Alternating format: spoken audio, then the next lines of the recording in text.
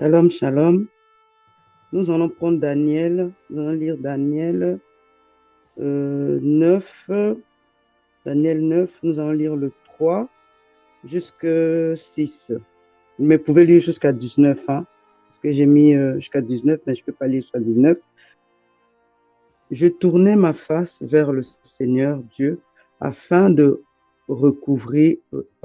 afin de recourir à la prière et aux supplications, en jeûnant et en prenant le sac et la sonde. Je priai l'Éternel, mon Dieu, et je lui fis cette confession. Seigneur, Dieu grand et redoutable, toi qui gardes ton alliance et qui fais miséricorde à ceux qui t'aiment et qui observent tes commandements. Nous avons péché, nous avons commis l'iniquité, nous avons été méchants et rebelles. Nous sommes détournés de tes commandements et de tes ordonnances. Nous n'avons pas écouté tes serviteurs, les prophètes, qui ont parlé en ton nom, à nos rois, à nos chefs, à nos pères et à tout le peuple du pays. Voilà, mes frères et sœurs. Au fait, moi, je voulais parler de la prière parce que dans nos vies, nous avons des combats et on n'arrive pas à prier. On n'arrive pas à prier, on n'arrive pas à parler à Dieu de nos complications, des complications qu'il nous fait dans nos vies. Vraiment, il y a beaucoup de gens, je vois maintenant là, vraiment, il y a des enfants qui sont là, ils n'arrivent pas à prier. Donc, le Seigneur, il nous entend. La prière est très importante dans nos vies parce que on ne peut pas rester comme ça sans prier. Tu te réveilles le matin, tu t'habilles, tu sors, tu reviens le soir aussi la même chose. Donc, tu n'as même pas de repère. Tu parles même pas au Seigneur. Tu lui dis pas merci. Tu pries pas pour tes enfants. Tu jeûnes pas. Il faut jeûner. Le jeûne, ça ouvre les portes aussi. Parfois, il y a des blocages dans ta vie. Parfois, par le jeûne, le Seigneur il peut t'écouter. Parce que notre Seigneur Jésus-Christ, on a dit dans la Bible, il faisait des jeûnes de 40 jours. Donc, ça veut dire que nous, si nous faisons aussi des jeûnes, notre Seigneur aussi va nous écouter et il va nous aider aussi avec les problèmes qu'on a, avec nos enfants, avec nos maris, nos femmes, les problèmes, beaucoup de problèmes de situation qu'on a. On doit toujours prier. La prière est très, très, très importante dans la vie d'un enfant de Dieu, dans la vie d'un chrétien. Donc, la prière est très importante. Donc, nous devons nous focaliser. Focaliser vraiment dans la prière. On doit se focaliser. On ne doit pas se dire non, ça ne sert à rien que je prie parce que de toute façon, le Seigneur ne va pas m'entendre. Non, le Seigneur, il entend. Le Seigneur est esprit et puis l'esprit là, il nous écoute, il nous entend parce que c'est lui qui nous a fait. Il savait pourquoi il nous a fait. Donc, il nous a créés à son image. Donc, nous devons faire ses commandements, nous devons l'obéir, nous devons faire ce que lui, il attend de nous. Donc, nous devons être bien, avoir un bon cœur, servir les autres, faire vraiment beaucoup de choses que le Seigneur attend. Parce que si tu as un mauvais cœur et tu es méchant, vraiment tu fais des choses méchantes, vraiment méchantes, ça, je crois pas. Je crois pas que vraiment ça ira bien vraiment pour que tu pries, pour que le Seigneur t'écoute. Le Seigneur peut t'aider, hein, il pourra t'aider, mais si toi tu ouvres ton cœur vraiment dans la prière, tu pries sincèrement. Parce que le Seigneur aime vraiment les prières qui sont vraiment sincères. Hein, tu pries vraiment sincèrement, tu es là devant le Seigneur, tu te rabaisses vraiment. Si tu avais fait du mal, vraiment, si tu avais commis des méchancetés, tu te demandes pardon au Seigneur, mais que le Seigneur te conduise. C'est ça, mes frères et sœurs. Vraiment, la prière, la bonne prière, tu pries vraiment pour le Seigneur, tu pries, tu mets ta maison dans le Seigneur, tu mets ta famille dans le Seigneur, tu entoures tout le monde dans le Seigneur, dans la prière. Comme ça, vraiment, le Seigneur il va faire dans la famille, il va aider. Parce que notre Seigneur, il nous écoute, il nous aide. Il est vraiment merveilleux. C'est un Dieu qui est vraiment grand. Il est merveilleux, notre Seigneur. Donc, voilà mes frères et sœurs. Donc, moi, je voulais parler de la prière. Donc, nous devons prendre vraiment la prière. Nous devons faire en sorte de prier chaque jour dans nos vies, de laisser le Seigneur nous conduire, de prier sans cesse pour nos enfants, de prier pour nos familles. En tout cas, bonne journée avec ce message, mes frères et sœurs. Bonne journée. Shalom, shalom. Moi, mon message se trouve dans 2 Timothée, chapitre 4, versets 7 à 8. Je vais lire au nom du Seigneur. J'ai combattu le bon combat, j'ai achevé la course, j'ai gardé la foi. Verset 8. Désormais, la couronne de justice m'est réservée. Le Seigneur, le juste juge, me la donnera dans ce jour-là. Et non seulement à moi, mais encore à tous ceux qui auront aimé son avènement. Mon message est que nous devons suivre l'exemple de l'apôtre Paul en marchant dans la foi et non par la vue. Pour garder notre foi, nous devons persévérer dans la prière, pratiquer la parole, respecter les commandements de Dieu à la lettre, comme il est écrit dans 2 Thessaloniciens 2, verset 15. Ainsi donc, frères, demeurez fermes et retenez les instructions que vous avez reçues, soit par notre parole, soit par notre lettre. En demeurant dans la parole, les enseignements, nous nourrissons notre foi à être inébranlable. Également à être loin de toute tentation, et nous devons faire de bonnes œuvres, avoir la charité, parce qu'il est écrit dans Jacques 2,14, mes frères, que sert-il à quelqu'un de dire qu'il a la foi s'il n'a pas des œuvres? La foi peut-elle le sauver? Et au verset 17, il est dit, il en est ainsi, du même chapitre, il en est ainsi de la foi, si elle n'a pas les œuvres, elle est morte en elle-même. C'est pourquoi nous, en étant, en étant enfants de Dieu et espérant avoir la couronne de justice de Dieu qui nous est réservée, nous devons combattre le bon combat de la foi pour recevoir cette couronne ce jour-là. Il est écrit dans 1 Timothée, versets 6 à 12, « Combat le bon combat de la foi, saisis la vie éternelle à laquelle tu as été appelé et pour laquelle tu as fait une belle confession en présence d'un grand nombre de témoins. » Cette parole que l'apôtre Paul avait adressée à Timothée, aujourd'hui, elle nous est adressée. Nous, enfants de Dieu, qui sommes en Christ, ne nous arrêtons pas en cours de chemin, plutôt continuons à courir sans se fatiguer. Car la parole de Dieu nous dit aussi, nous rappelle aussi dans Ésaïe 40, 31, « Mais ceux qui se confient en l'Éternel renouvellent leur force. Ils prennent le vol comme les aigles, ils courent et ne se lassent point. Ils marchent et ne se fatiguent point. » Mes frères et sœurs, si nous voulons prétendre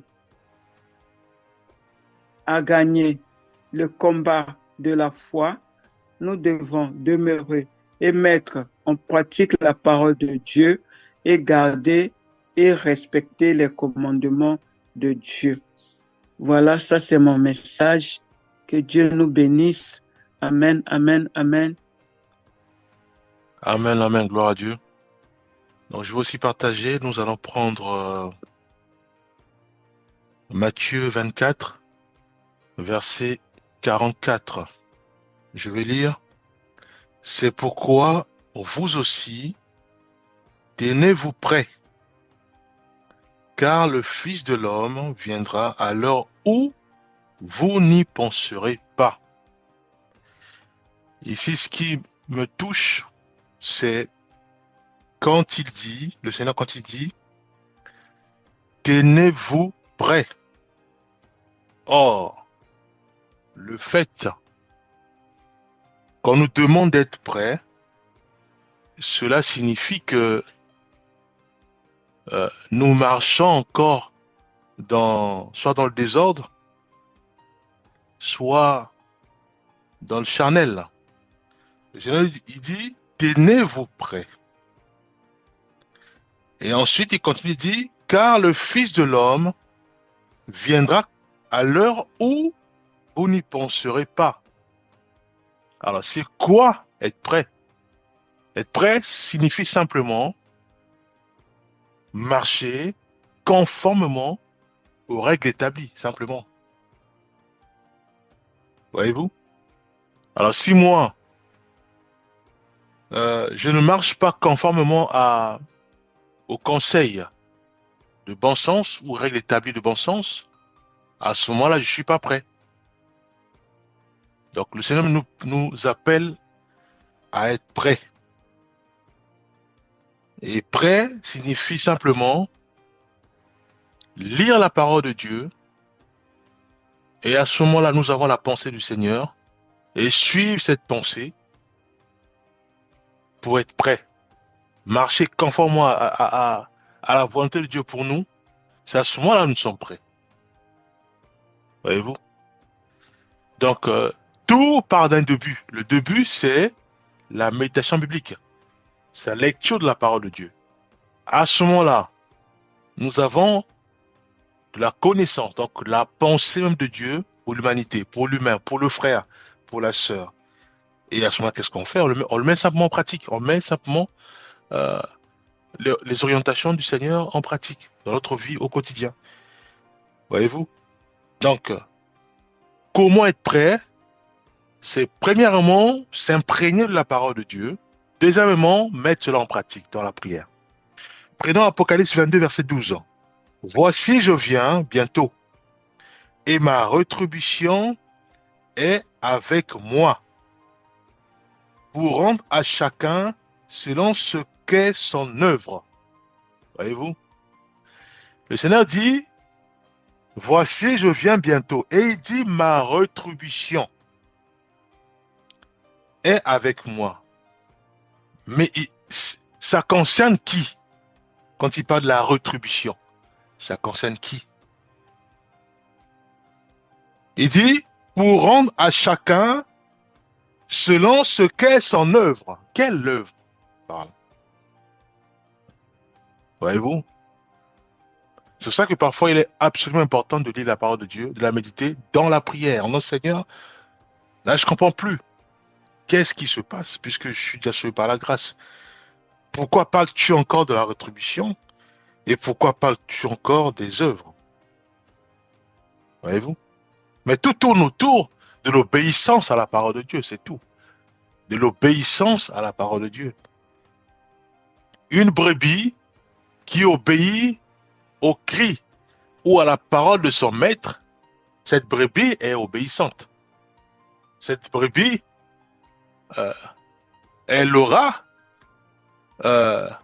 de la reconnaissance émanant de son maître. Voyez-vous? Elle va être bien traitée. Elle va être glorifiée. C'est quoi glorifier? On va parler de bien, des bienfaits de ce brebis auprès.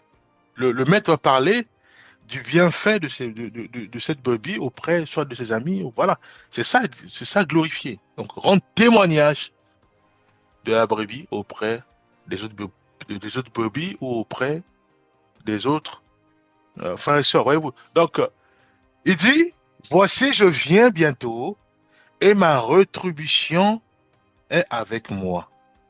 Donc, si je marche dans l'iniquité, et bien sûr, je reçois la rétribution. Il me dira simplement, éloignez-vous de moi, vous qui commettez l'iniquité.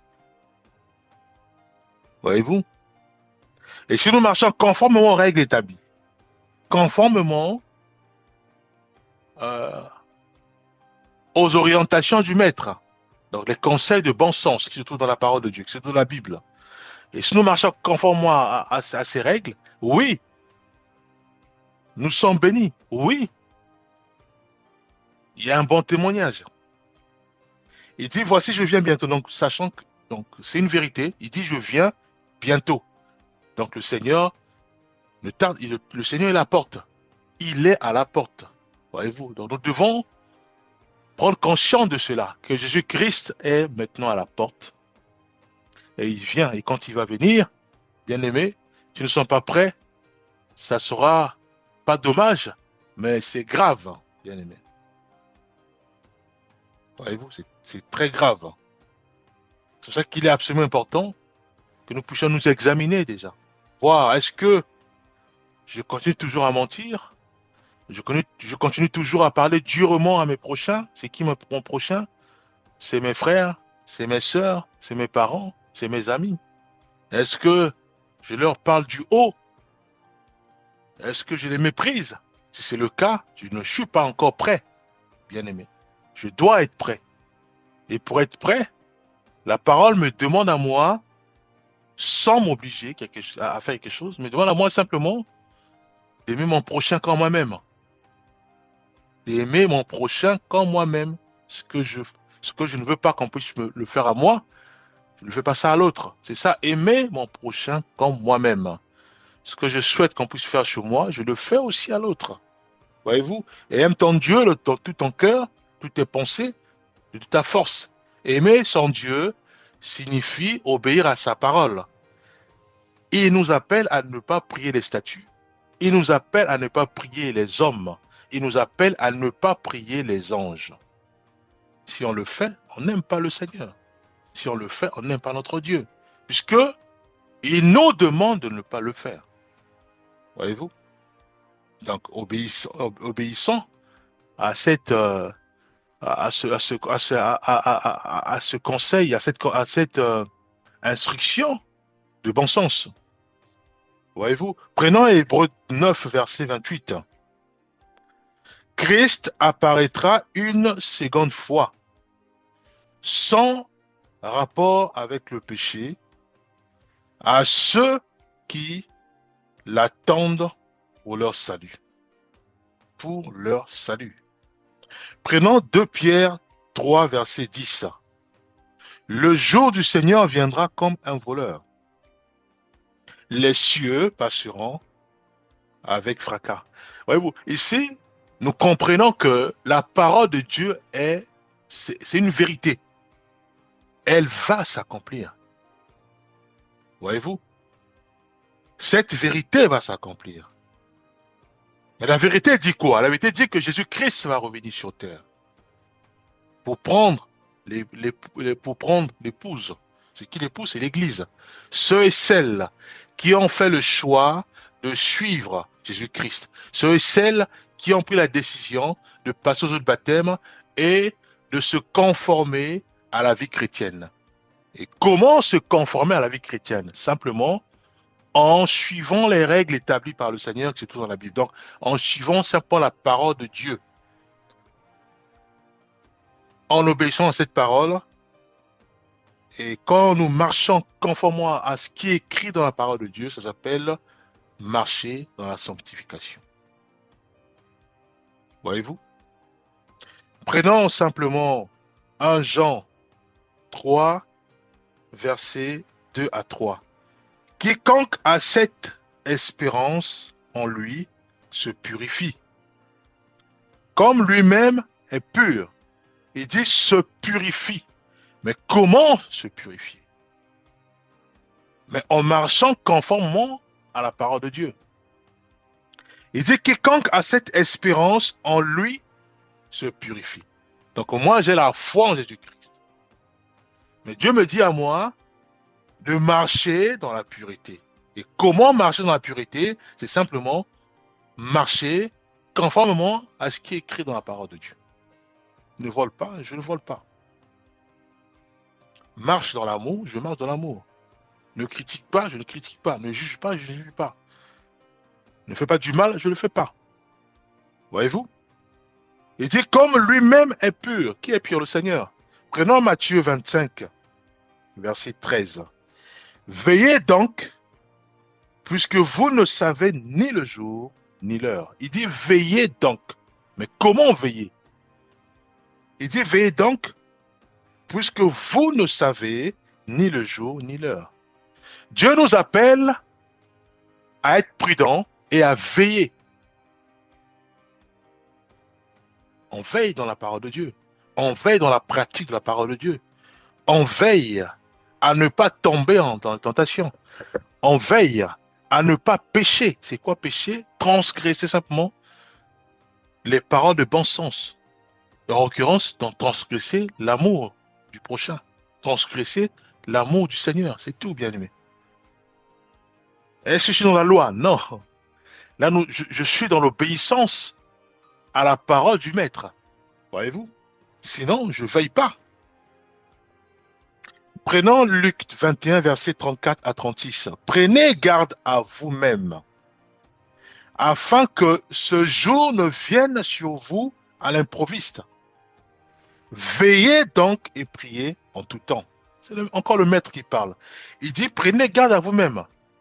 Que tu sois pasteur, que tu sois messager, que tu sois frère ou sœur, Dieu nous appelle, il nous dit, prenez garde à vous-même. Voyez-vous, Dieu ne fait acception de personne, bien-aimé. Baptême ou pas, Dieu ne fait acception de personne. Il nous appelle à veiller. Il dit, prenez garde à vous-même, afin que ce jour ne vienne sur vous à l'improviste. Veillez donc et priez en tout temps. Seigneur, fortifie-moi afin de ne pas tomber dans la prostitution, afin de ne pas tomber dans la colère, afin de ne pas tomber dans les bagarres. C'est ça, veiller. Je veille dans la prière. Voyez-vous? Prenons Romains 13, verset 11. C'est l'heure de vous réveiller, enfants du sommeil, car maintenant le salut est plus près de nous. Il dit le salut est plus près de nous. Certes, le salut est immérité, est gratuit. Mais quand le Seigneur y vient, il confirme simplement cela. Alors si moi je vis dans le désordre, c'est quoi vivre dans le désordre? C'est quand je marche selon mes propres désirs, mes propres volontés, parfois qui me poussent à m'énerver, à calomnier, à parler du mal de mon frère derrière son dos. Je ne suis pas prêt. Ça veut dire que je perds le salut, bien aimé, bien que je sois baptisé. Il dit, c'est l'heure de vous réveiller, enfants du sommeil. Mais qui dort? Mais simplement c'est celui-là ou celle-là qui ne pratique pas la parole de Dieu, qui ne vit pas selon ce qui est écrit dans la parole de Dieu. Voyez-vous? Mais quand moi, je parle durement à mon frère, quand moi, je méprise les autres, mais je suis en train de dormir, bien aimé. C'est ça qu'il dit, c'est l'heure de vous réveiller. Mais comment on se réveille? Mais c'est quand nous nous imprégnons de la Bible, la parole de Dieu, c'est ça. Nous lisons la Bible dans la prière et nous mettons ce qui est écrit dans la parole de Dieu en pratique, dans la prière. Voyez-vous? Il dit, c'est l'heure de vous réveiller enfin du sommeil. Car maintenant, le salut est plus près de nous. Prenons 1 Thessaloniciens 5, 2 à 6 que notre sœur a lu. Le jour du Seigneur viendra comme un voleur dans la nuit. Ne dormons donc pas comme les autres, mais veillons et soyons sobres. Il dit, ne dormons donc pas comme des autres, bien-aimés. Voyez-vous, le Seigneur nous appelle à nous réveiller. Aujourd'hui, nous savons maintenant c'est quoi le sommeil et comment se réveiller. Parce que les autres, ils dorment encore. Ils dorment dans les fétiches, puisqu'ils sont dans les fétiches. Ils sont dans les loges occultes. Ils sont dans les kidnappings, dans les drogues et autres. C'est ça, sommeil. C'est ça, dormir, bien aimé. Et ceux-là qui dorment, mais ils vont rater le salut. Puisque le Seigneur va revenir comme un voleur. Souvenons-nous encore des 10 vierges. Ou 5. On a 5 vierges sages et folles. Voyez-vous? Prenons un dernier verset. Tite 2, 11 à 13. Renonçant à l'impiété, nous attendons la bienheureuse espérance et la manifestation de la gloire de notre grand Dieu et Sauveur Jésus-Christ. Jésus-Christ va revenir, bien-aimé. Nous devons mettre ça, nous devons garder cela. Et c'est une vérité. Il va revenir sur terre. Et quand il va revenir, la Bible dit que ceux qui marchent, ceux et celles qui marchent conformément à ces conseils de bon sens qui se trouvent dans la Bible, ceux-là vont disparaître. C'est ce qu'on appelle l'enlèvement. C'est une vérité.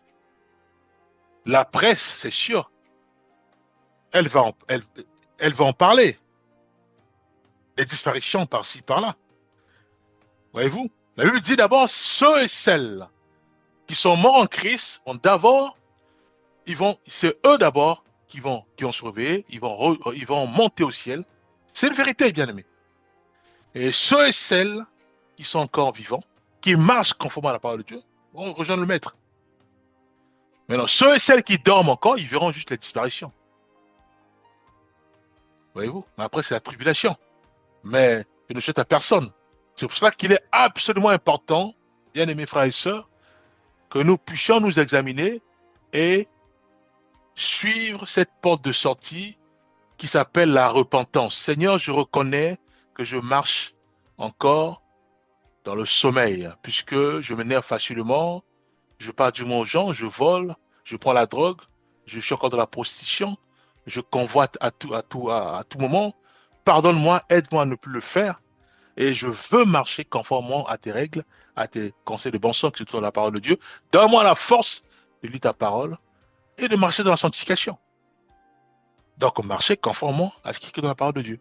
À ce moment-là, Dieu, qui est miséricordieux, qui pardonne constamment, sans réfléchir, il nous pardonne, bien-aimés. Voyez-vous? Nous allons prier. Père, nous remettons entre ta main nos vies. Fortifie-nous et fais-nous grâce de ne pas dormir. Nous voulons nous réveiller. Aide-nous à nous réveiller et à marcher conformément à tes conseils qui se trouvent dans la parole de Dieu. Donne la force de lire ta parole. Au nom puissant de Jésus-Christ, nous avons ainsi prié. Amen.